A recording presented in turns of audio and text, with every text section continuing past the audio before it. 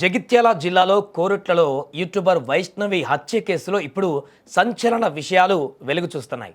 వైష్ణవిని పెళ్లి చేసుకోవడం హరిబాబు కుటుంబ సభ్యులకు ఇష్టం లేదు. దీనికి తోడు ఇష్టం లేని పెళ్లి చేసుకుంటే చంపేస్తామంటూ బెదిరించే వాళ్ళని చివరికి అన్నంత పని చేశారంటూ ఇప్పుడు వైష్ణవి కుటుంబ సభ్యులు ఆరోపిస్తున్నారు. ప్రస్తుతం జగిత్యాల జిల్లాలో వైష్ణవి మర్డర్ కేసు ఇప్పుడు సంచలనంగా మారింది. ప్రేమించి పెళ్లి చేసుకొని ప్రేమించినటువంటి వ్యక్తితో జీవనం కొనసాగిస్తున్నటువంటి ఈ సందర్భంలో ఆల్ ఆఫ్ సడన్గా కడుపులో బిడ్డ ఉండగా ఇప్పుడు ఒక్క ప్రాణాన్ని కాదు హరిబాబు తీసినటువంటిది, తన భార్యతో పాటుగా భార్య కడుపులో ఉన్నటువంటి తన బిడ్డనే అత్యంత క్రూరత్వంగా చంపేసినటువంటి ఘటన ఒక్కసారిగా ఇప్పుడు రాష్ట్ర వ్యాప్తంగా సంచలనంగా మారింది. యూట్యూబర్గా అందరికీ సుపరిచితులు అనేటువంటి వైష్ణవి రోజు నిత్యం వీడియోలు పెడుతూ ప్రజలందరికీ కూడా, తన ఫాలోవర్స్ అందరికీ కూడా, వ్యూవర్స్ అందరికీ కూడా రోజు జరిగేటువంటి పరిణామాలన్నింటినీ కూడా చెప్పేసుకునేది. కానీ తన భర్తే తనను ఈ రకంగా చంపబోతున్నాడు, జరిగేటువంటి పరిణామాలు ఈ రకంగా మారబోతున్నాయని ఒక్క వీడియో కూడా పెట్టలేకపోయింది వైష్ణవి.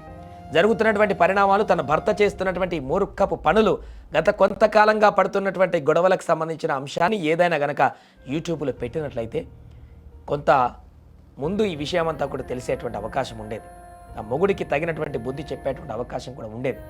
కానీ చివరి వరకు బయట కుటుంబంలో జరుగుతున్న ఏ విషయాలను కూడా బయటికి చెప్పుకోలేదు వైష్ణవి. పెళ్లికి ముందు చాలా గొడవలు జరిగాయి.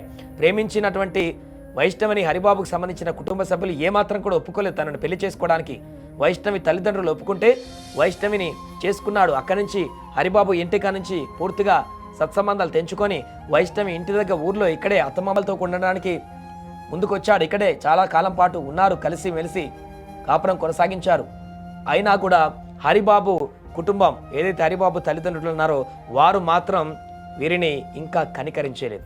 సంవత్సరాలు గడుస్తున్నా కూడా హరిబాబు కుటుంబ సభ్యులు వీరిపైన ఆక్రోశాన్ని పెంచుకున్నట్టుగా కనపడుతుంది.